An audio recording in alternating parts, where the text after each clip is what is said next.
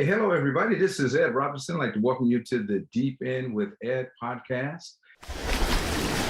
The Deep End. The Deep End. The Deep End. With Ed Robinson. The Deep End.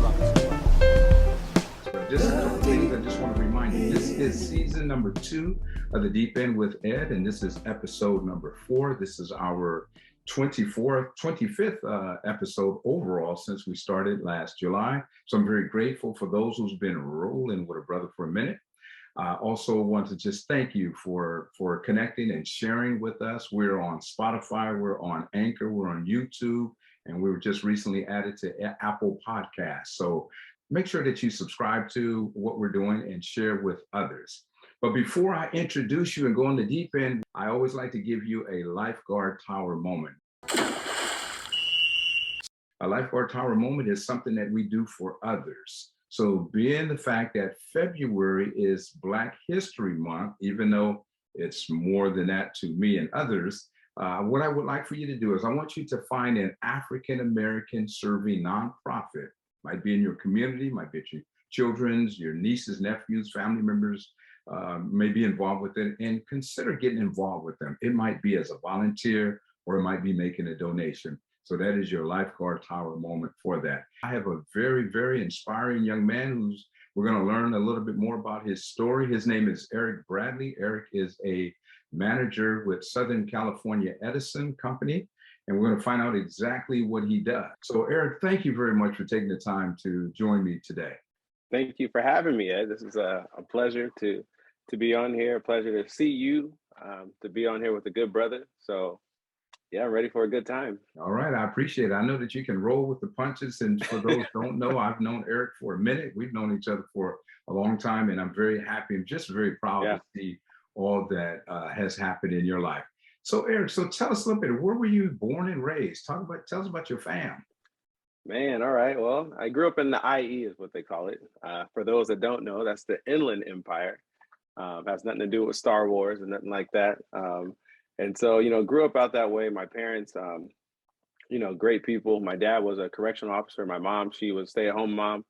And so they were also that, but they were also like youth pastors, right? And so grew up with having both of those backgrounds. He tries to keep people in the jail, but then keep us from going in, right?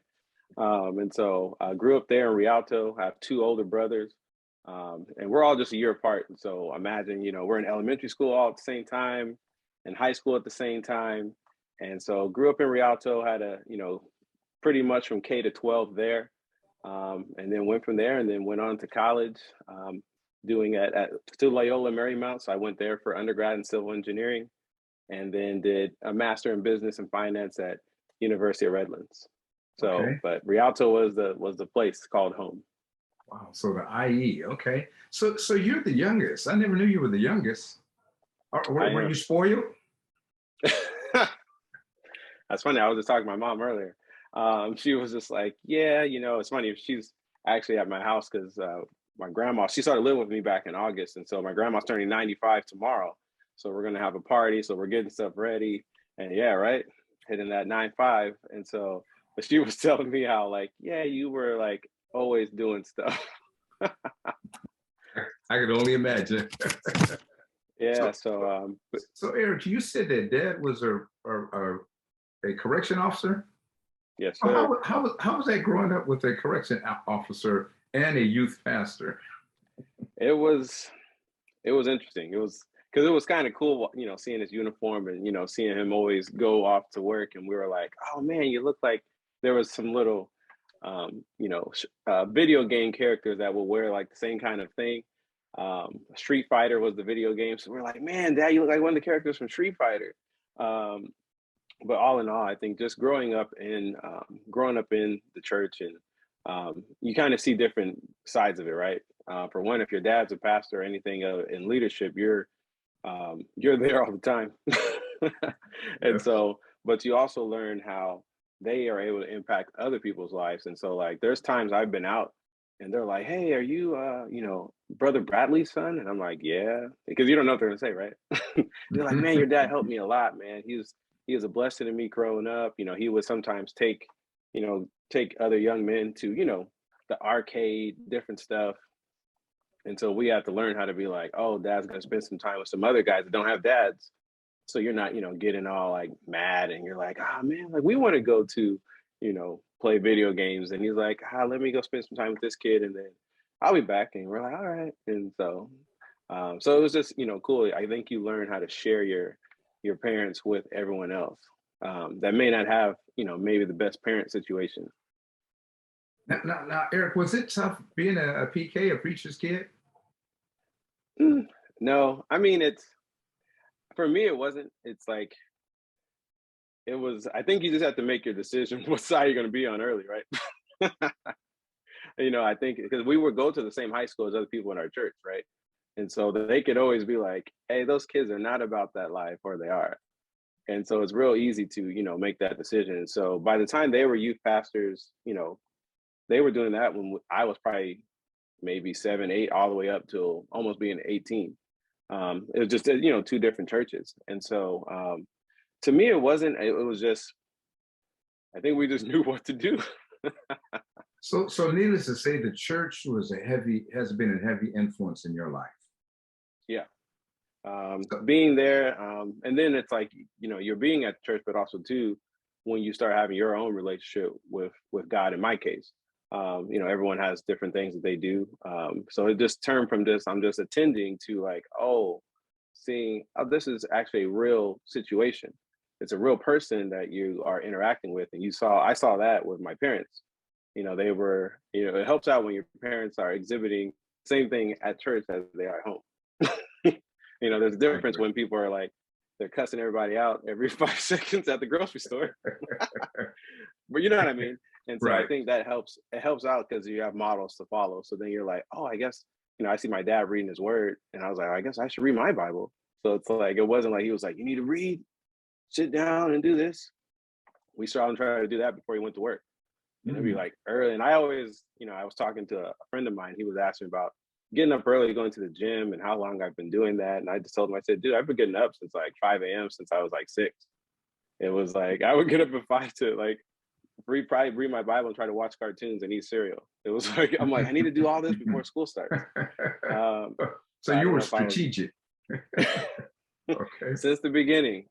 So yes. So Eric, talk a little bit about your mom. It seems like your mom has had a huge influence on you and your 2 brothers. Tell us about mom, especially a stay-at-home mom. And the reason why I'm asking that is that I speak with a lot of stay-at-home moms. And in fact, my wife was a stay-at-home mom for several years. She had her degree and training, and we made a decision to do so. And sometimes they don't always get a good rap. So what would you say about that? Yeah. I just say, well, my mom had 3 jobs at home. Okay. It was me, my other brother, and my other brother. Okay. So it was Brian, Jason, and Eric. That was her jobs.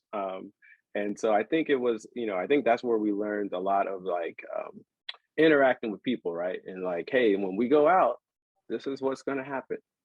And it was like, if it didn't go well, if it didn't go as planned, you knew. Right? Knew.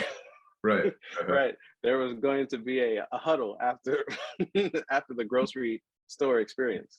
I think it was just, my mom just, showing us like, hey, she always said, it's nice to be nice. And so I think that's what we started, learning from her, learning how to, talk with people, be nice to people. There was times, yes, all 3 of us are, going, since we're definitely all a year apart. So, you gotta, you might have a, 2, 3, and a 4-year-old going, at the same time, right? And so there was a few times she just laid the sheet outside in the backyard under a tree, and she was like, stay here. I'm going to just close the door. And I'm gonna just sit down for a second. You guys just play. Here's some water. And I think that was her time to be like, let me just have a little time, right? And I think, that's before all your stuff of people talking about psychological safety and all these different things, right? Of like make sure you find time to just relax for a second. So I think that was her break. That was her taking her break. But I think I think it was one of those discussions that her and my dad had early on to say, hey, we might be missing out on some money here, but we're going to put the values in our kids now. And so it's like one of those things. It's like, if you can try to prevent, certain things by, it's a term they use for, I forget how it goes, but something in involvement of taking vitamins so that you don't have to deal with, illness later. And it's like the same mentality of like, hey, what you do now can impact later on. And so I think when women do spend their time with their kids in that way, hey, and if dads can do it, great. If you can put your values in them too, I think it changes the game down the road. And there's plenty of whoopings handed out. So it's like, that was definitely happening.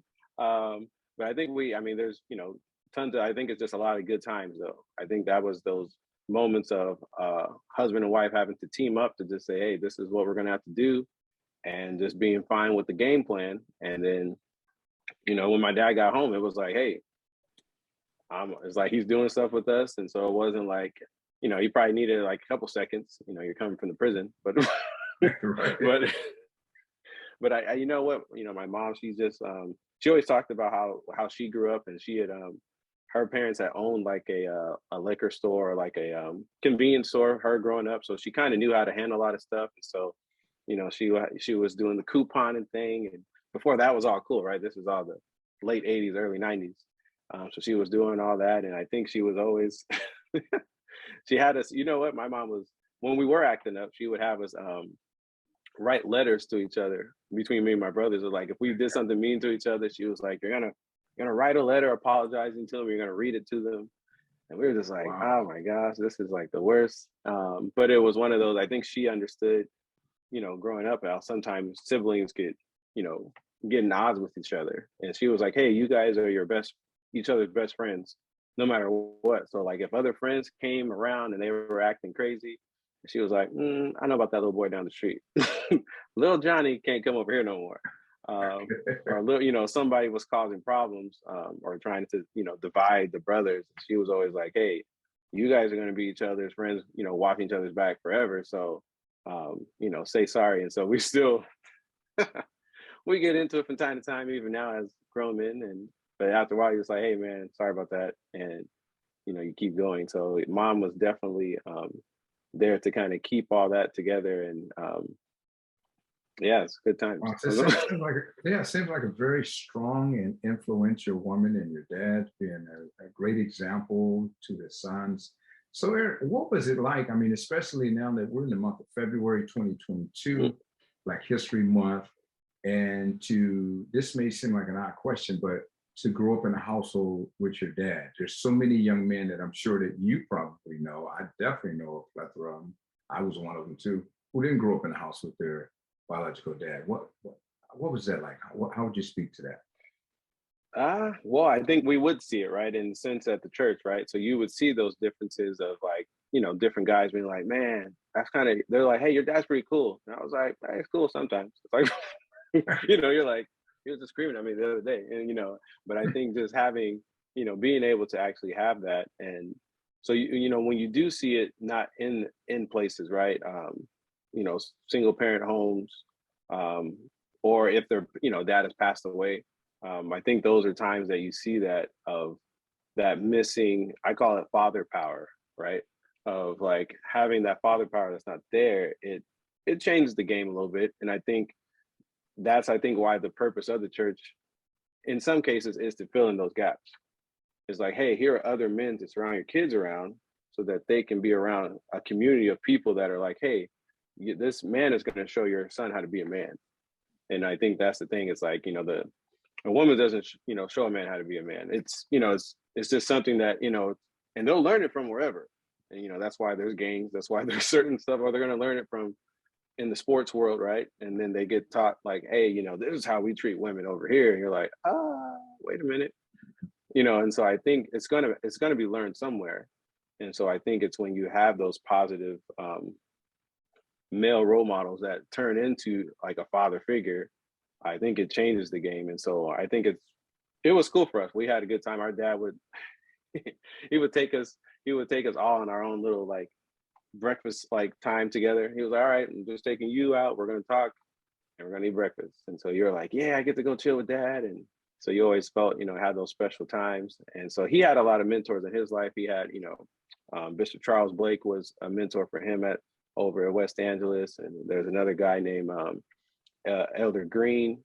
So he had a different, and Charles Hughes was another elder that was there that, different guys that impacted his life that he had talked about that helped him along his journey. Because he had talked about sometimes with his dad, it wasn't the best situation, even though my grandfather was around the whole time.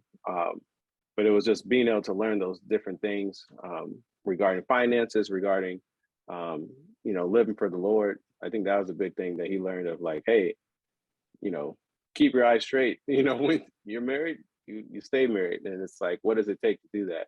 And so I think those are the things that we saw with our dad, of learning that, and then always just having fun. We would, me and my dad always watch cartoons, so that's our thing. And so all the superhero stuff, we talk about that stuff now, and we'll go places, do stuff.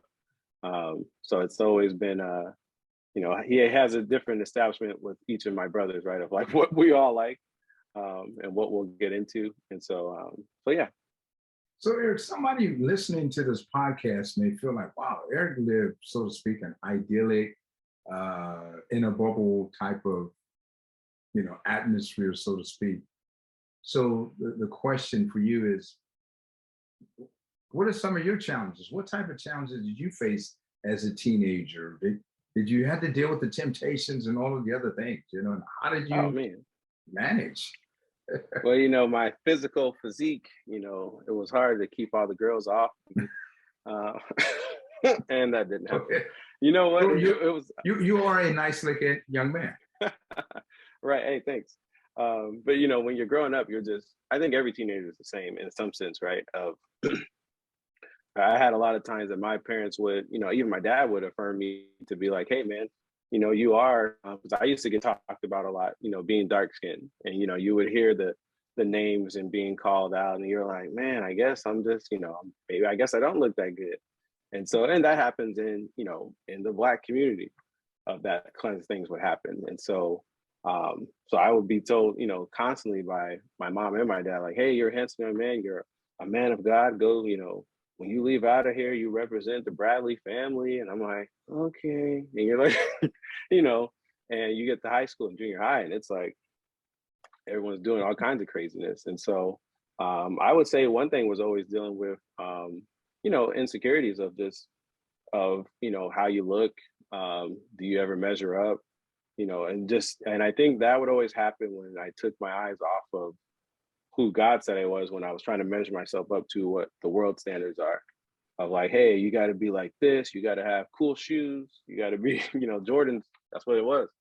If you're not wearing Jordans, you're not cool. And I was like, well, I don't have no Jordans right now. So it was always like, I think those are the kinds of things I think I would deal with was with that. I mean, every guy always has that, oh man, like, should I go talk to this girl? And I think that's every guy, right? And I think that's when I would have my brothers there at school. They're like, dude, you better go talk to her.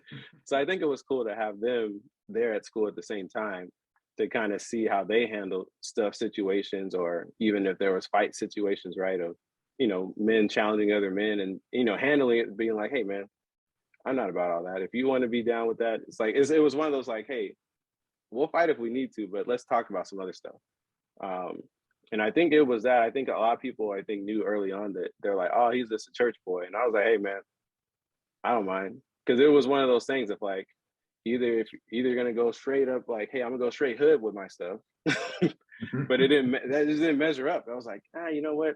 I learned, like, I can still be a man and not have to do all this other stuff to try to prove I'm a man and, fight, have a bunch of girls. And so it's just like, I don't want to leave this trail of just, messed up hearts on your way to living life. So I think it's but I think those are things that everyone deals with, of how do I want to live my life. And so those are some of the challenges that I had. It was just the typical teenage stuff. College, same thing. Get to college, it's a whole nother level of craziness. So I heard you say, Eric, that because you knew your identity and who you were in God's eyesight, that helped to keep you balanced. So let's talk about that transition. I'm glad you mentioned college. So that transition from the IE, from Inland Empire now to Loyola Marymount University. What was that like? And were there times where you wanted to go buck wild? Oh yeah. I mean, you know what? It's like you get there and it's like you go from being in a place that's all Black, Latino, and then you get there and it's just like majority white. And so it's like I'd always come home and do these like voice impersonations of, Becky and Sue, when I would get home, because it was just like, with this, the typical movie stuff of the Valley girls talking, and it was just like, I was like, man, this is crazy. I even had a white roommate, which, super cool guy named Chris. We got along well, but it was just I had to deal with the whole like, hey, is it true questions? Is it true Black people like fried chicken? And I was like, well, I do like fried chicken. I'm like, I like, I'm like, this is true. It's true for me. I don't know about everybody.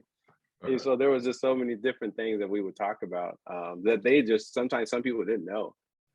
So I think just dealing with that, right, of their, starting the engineering program, which was craziness, not really knowing how to study. I was like, you're there, in LA too, on top of that. So it was always like, I always had to remember like, hey, when I come off campus, I gotta, if I go see another auntie or cousin that lives in a, a certain street, you're like, oh, what am I wearing right now? And it's like, let me make sure I change what I'm wearing when I leave here.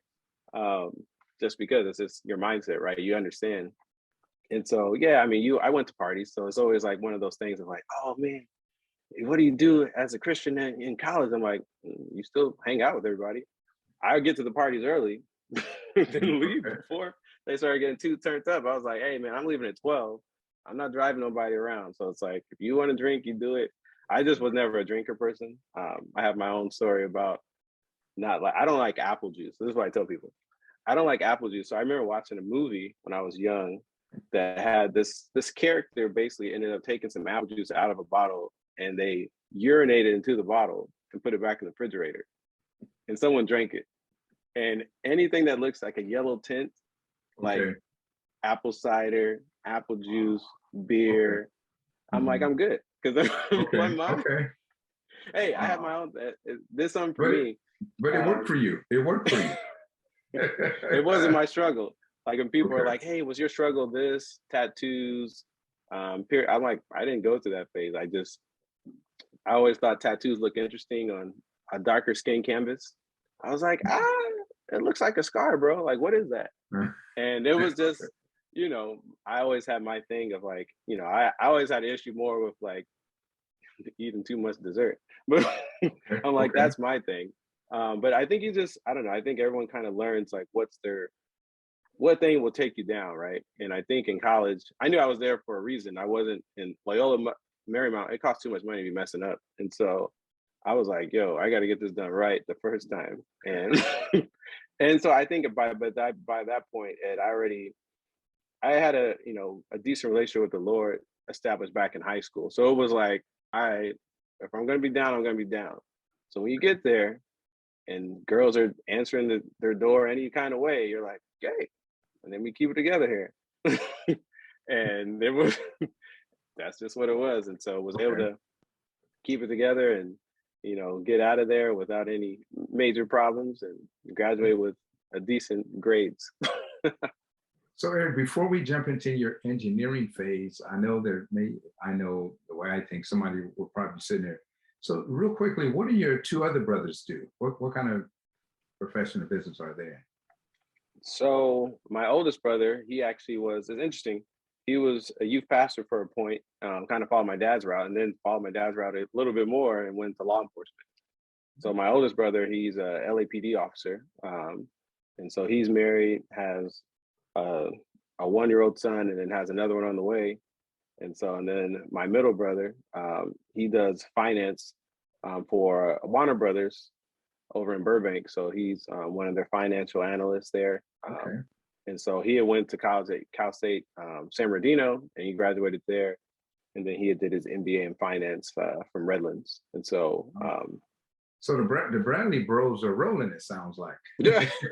So why didn't you go into law enforcement like that? Why engineering? Oh man. Well, my story, it's interesting. I always would tinker with stuff. So I always tinker with things and would take stuff apart and all this and that. But I just remember being like, it's funny actually, my mom remembers me almost saying I wanted to be more like a businessman. So I can have like a business suit and a suitcase and all that stuff. I don't know what's going to be in the suitcase, but But later on, I just remember being like, I don't know, 8, 9, or 10. I would see my parents deal with all these bills on the table, and I was like, man, what are these? And they're like, these are bills, and I'm like, Bill need to come get his stuff, and it's like, and in my head, I'm just like, I just remember being like, man, I don't want to deal with this, because I remember telling them like, hey, why don't you guys pay all that at the same time? And they were like, who are you? I They're like, you love don't it. even understand, kid. Right. And I'm like, and I just remember saying like, I'm not dealing with this. I'm going to be an adult. Like, what do I know? And so when I'm 18, I'm in some after school programs, Avid, there's different high school ones. And they're like, hey, what do you want to be? And I was like, man, I don't know. But I said, what pays 6 figures? I said, because in my head, I'm like, if it's over 100, it's going to catch. I want to do it more. Okay. I just Okay. attributed money to having choices. Mm-hmm. I just like to have choices. I don't like to, if I want to get guacamole at Chipotle, I get it. Versus be like, how much is it? $3. Lord.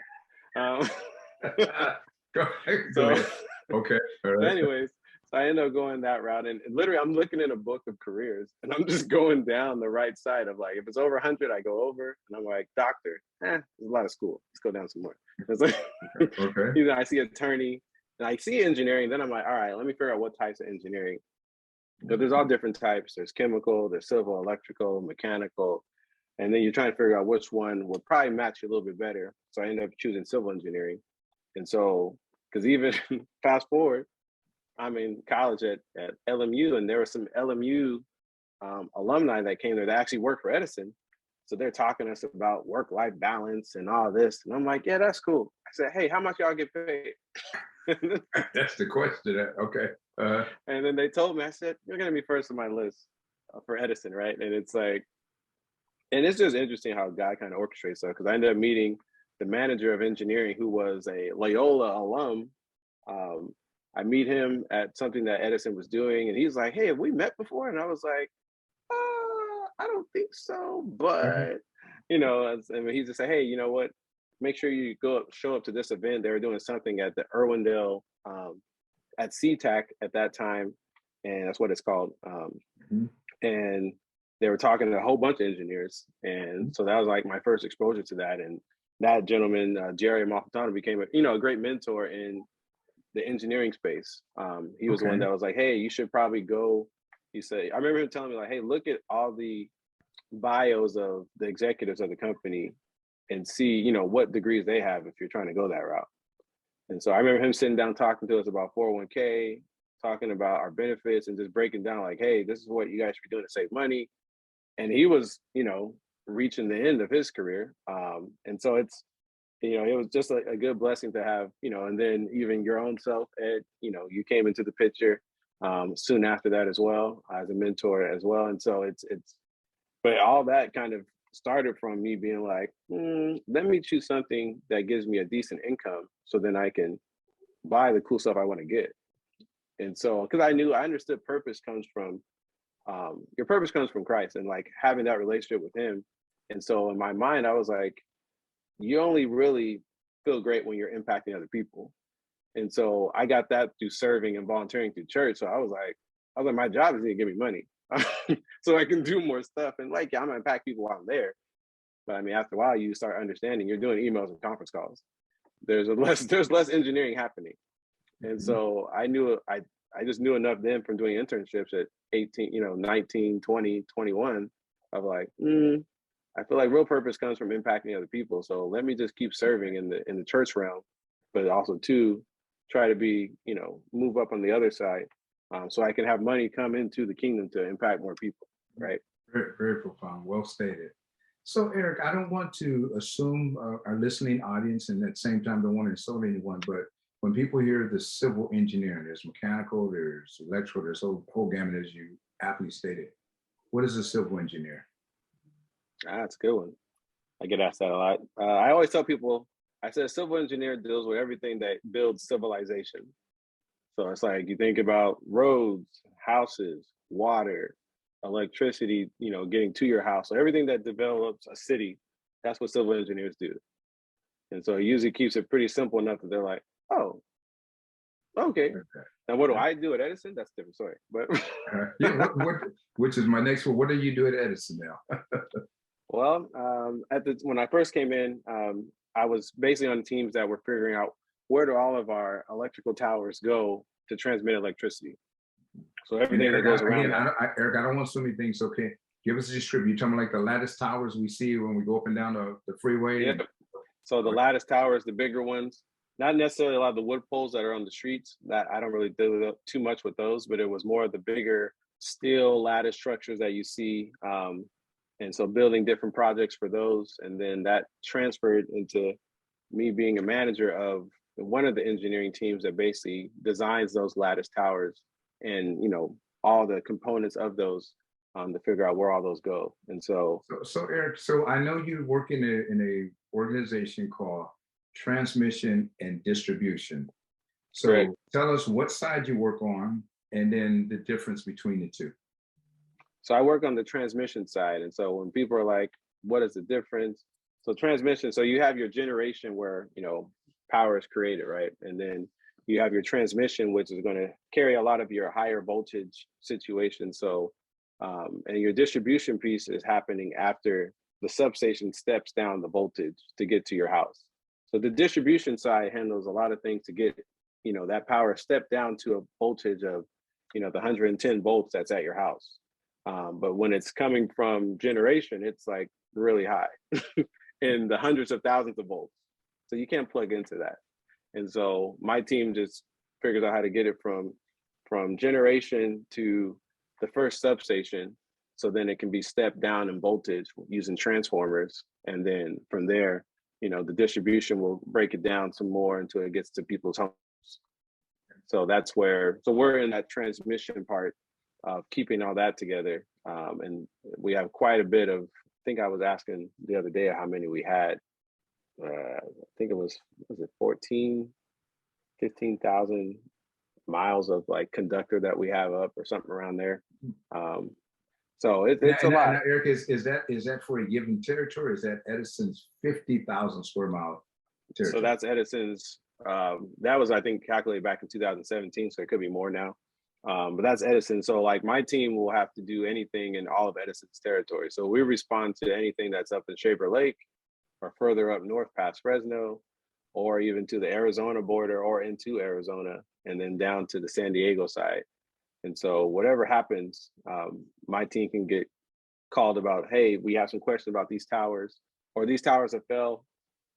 What should we do next? And so we send the team out, or we drive out there, or a helicopter picks us up, something. And then they go figure out how to resolve the issue. Eric, can you speak to, wow, that's amazing, the things that you're doing. And that's why I said, the growth of greatness, ordinary people doing extraordinary things.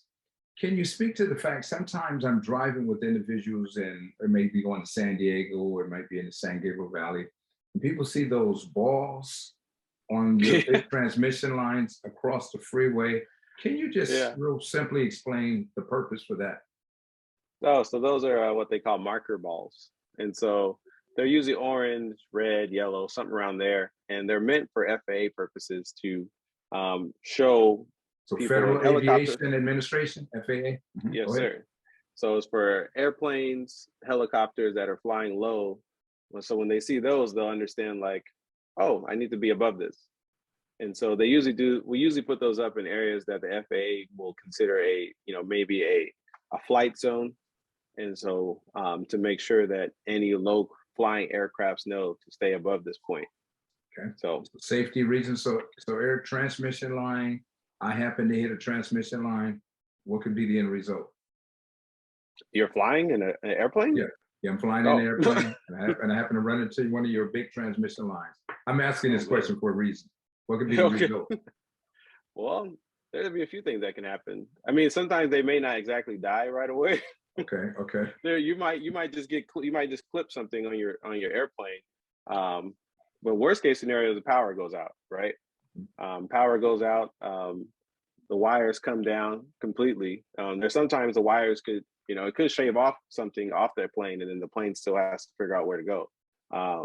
So hopefully, in things that have happened like that in the past, not necessarily for Edison, but other companies we've heard of, it's always, usually results into the power being out somehow. Because if they hit the wires, it might pull one of the structures down, and then powers out for X amount of time. Some cases the person survives, sometimes they don't. It just depends on how they hit and what everything transpired from there. You explained it very well, especially when people are driving down the freeway and you see those big balls up there now. So Eric, you went back to school, you did a master's in business and finance. Tell us, how does that help you in your current role as a leader at Southern Cal Edison?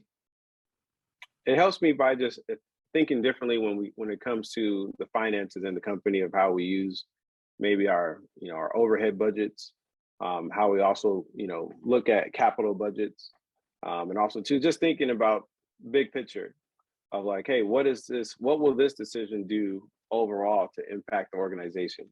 If we end up, if we make some changes to where we get steel, or if we make changes to steel designs, that can impact the total cost overall over many years. That could either save money or have us spend more money. And so I think being able to take some of those things into account, and just having that, it gives you different thought of strategizing, gives you different perspective of coming from you're not just thinking of the engineering calculations. You're thinking of, okay, if we do this, how will this change the company as a whole? Or will it? And a lot of times you start realizing that it does. And so I think that's been probably some of the bigger things from, getting that additional degree. I didn't do master in engineering because I think I wanted to see something different. So everyone chooses their own route. So Eric, I know you're not representing Southern California Edison Human Resources, but in your time with Southern California Edison, what are you seeing of people of color going into the engineering field, and or females? Good question. So like, we were just finishing up some intern interviews, right? And so even then you start seeing that's like a sample size, right? If you look at probabilities and all that good stuff, right? So it's a sample size of a community. And so sometimes we've had a few, trios about half and half women, half men. And some of those, when we're looking at some of the resumes, probably, I'll take that back. It's probably 60-40, 60% men, 40% women, at least in what got through HR to us as resumes. And then when I look at a lot of those resumes, as far as, from the African-American perspective, I didn't see any on there. As far as, I guess when we interviewed, a person's face showed up. I can't tell by looking at a name.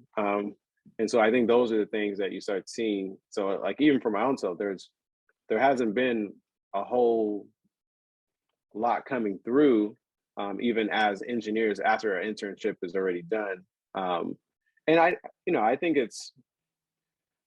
the industry of engineering is a little different though.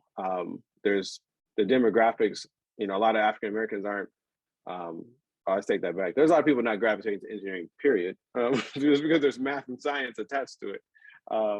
But I think it just becomes, it might not look as glamorous, I guess, as other things potentially. It's always seen as hard or challenge, or you think you have to be smart.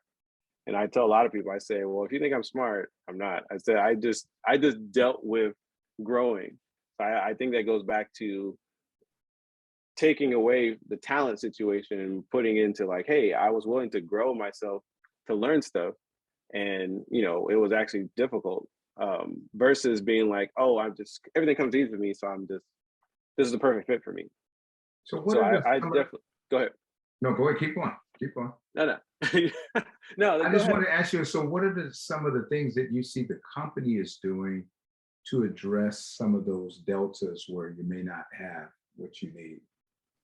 Well, I know the company at one point, they were able to kind of get into different schools they talked about, right? Hey, how can we get more into different demographics of different schools, HBCUs, those kinds of things? Or even just, you try to go to even all the local places, right? LA, all the LA, Cal States, the UCs. And Eric, I hate to cut you off, but I don't want anybody to misunderstand, because we traverse all across. Yeah.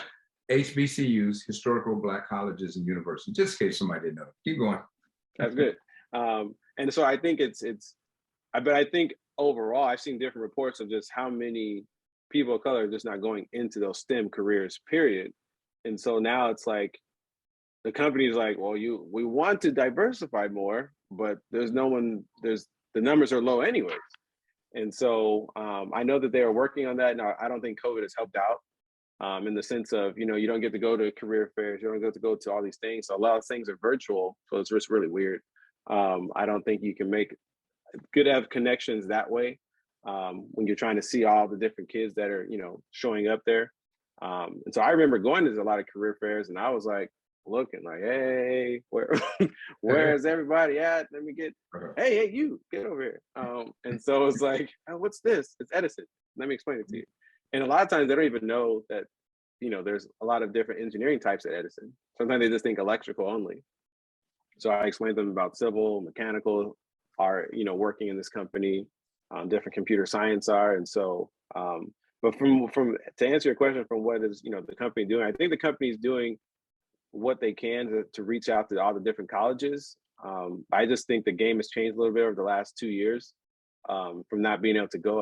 Because they've talked about wanting to be at more conferences, and even us in the engineering group talked about going out with HR to go, go talk in different places to figure out like, hey, we even talked about like, man, we need to make like a little video that shows like all the, different demographics so that people can know what you can do for engineering here at Edison. And so it's challenging. I would definitely say to try to boost those numbers up in the diversity demographic. But there's a lot just not there as well. So Eric, as we get ready to land a plane, what advice would you give to a young person or a person who may be an adult and they just kind of feel stuck? I like to ask all of my guests this. What advice would you give them? Not necessarily only to be an engineering, but to be an engineer, but what advice would you give them? Because I mean, you're a Black man. You are one who should have been a statistic, could have been a statistic, could have been in the prison pipeline and so forth. What advice would you say to that person that's sitting out here like, I either don't know what I want to do, or I can never do what Eric Bradley is doing, or yeah, that's a good question. I think when I get that question from certain people, because some people are like, hey, can you talk to my kids about going to college and doing engineering? I'm like, I'm not going to do that. Because what I tell them, I say, I'm going to sit down with your kid, son, daughter, and I'm just going to ask them like, hey, how do you want to live? That's a whole completely different question. Because my own self, a couple of years ago, I ended up meeting a guy this guy had retired in his early 30s, but he was almost 60. And so when we're talking, he's like, well, you chose engineering, but he's like, why did you choose that? And I told him why. And he's like, but then how do you want to live? Because he's like, usually, so it's like, those are the type of things I ask, even someone that's 18 or if they're 35. I'll say, well, hey, man, like, how do you want to be living? And then it becomes, when you describe to me how you want to live, who do you know that lives like that? And then you should convince that person to show you how to do whatever they've done. And so it goes back to mentorship, right? So I think a lot of people feel stuck because they don't have potentially some type of mentorship in their life that can help give them perspective. And I just look at that as, who are you connected with that's further down the road? And it's like, if you're not, it's yeah, you are going to feel like you're stuck because you're like, you don't feel like you're like, where do I go? I don't even know. And I think was impactful for me, even meeting you, Ed, having you in my life early on in my career at Edison, meeting different people at Edison that would kind of be like, hey, if you're trying to get here, this is the way to go down that way. You're like, oh, thanks, sir. It's like, it's almost like someone pointing you like you're lost in the airport, right? And you're trying to get to your terminal and they're like, oh, you're kind of off. You need to get over there. And I think I would say for a lot of people, oh, you should, find a mentorship. And then a lot of people are like, well, how do you find one? And I think that's when I think it could be, kind of cliche. I'm like, I feel like when you're praying and you're looking, and then when the student is ready, the teacher appears. And so I think that's the best way to find that. Or you just reach out to people. Sometimes it requires that. I mean, sometimes they'll want to go to the CEO and I'm like, maybe you should maybe just go to the next manager level, right? Or I always tell a lot of people, just talk to people. There's people all over that are successful. You don't know because you don't say nothing to them. And it's like they're at the gym. They can be on the same aisle as you at Target. And you'll be surprised by how many people actually want to help other people move ahead. But you have to take your eyes off yourself in some cases. And so that's what I tell a lot of people is I know mentorship has changed the game for me. And I think it definitely helps when you are looking for that. And I think the Lord will bring people into your pathway to help you get to, what He's probably put inside you to go to. So, all right, thank you, man. Sage advice. So, Eric, we're going to move into our lightning round as oh we get ready to man, drop off. So, I've been waiting. one or the other: public speaking or engineering? Oh shoot, I have to say yes or no, or which one? Yep, just pick one. Pick one. Oh crap! Public speaking. It's amazing because you're an engineer and you're a rare breed. And this is no offense to the engineers, but most engineers I know can't connect with people like you have. So, all right, outstanding. How about civil engineering versus electrical engineering? Oh, civil engineering all day. Okay, Jennifer Hudson or Beyonce? Oh man, I'm gonna have to go Beyonce. She still has better beats Okay, than Jennifer Hudson. okay, all right, I'm mad with you. A politician or a preacher? Oh man, I'm going preacher because it's those politicians. Okay, and then lastly, we have the Super Bowl 56 coming up. The Bengals or the Rams? Or is it gonna keep it to LA Rams? Okay, all right. Well, Eric, thank you very much for joining me on this episode. Often people like to connect with our guests. So if people want to get in contact with you, what's the best way for them to connect with Eric Bradley? If you want to get in contact with me, you can hit me up on Instagram. So it's Eric Bradley and then just underscore. So it's EricBradley and then just underscore at the end. And so send me a message, answer different questions. If there's something you're looking for, if you have some questions on something, I'll help you out the best I can. Also, too, I wish I had it near me, but I don't. But just letting everyone know, as well, my father had written a book called Fatherhood, The Role of a Father by Edward Bradley. And so I know a lot of people have enjoyed that to kind of, give them more perspective of like, hey, what does that look like? A lot of things I'm talking about, some of those things are in that book of like, hey, this is what it looks like raising a family, all that great stuff. So, but yeah, Thank Bradley. you for sharing that. And then if they want to get in contact with you, Eric Bradley underscore on Instagram. Yes, sir. All right. Okay. Well, you heard it, ladies and gentlemen. I trust and hope that something was said to encourage you. And we always like to close out with our coachable moment. The coachable moment for this week, where you're doing something for yourself, is to go back and to glean one or two things that Eric Bradley shared on this episode that you can apply to your life to move forward with the things you need to do. And as always, I'd like to thank you for tuning in. We ask that you will go to Instagram, you will go to Facebook, Deep In with Ed, and subscribe to our page, and then tell others about it. YouTube, Apple, podcasts, et cetera, et cetera.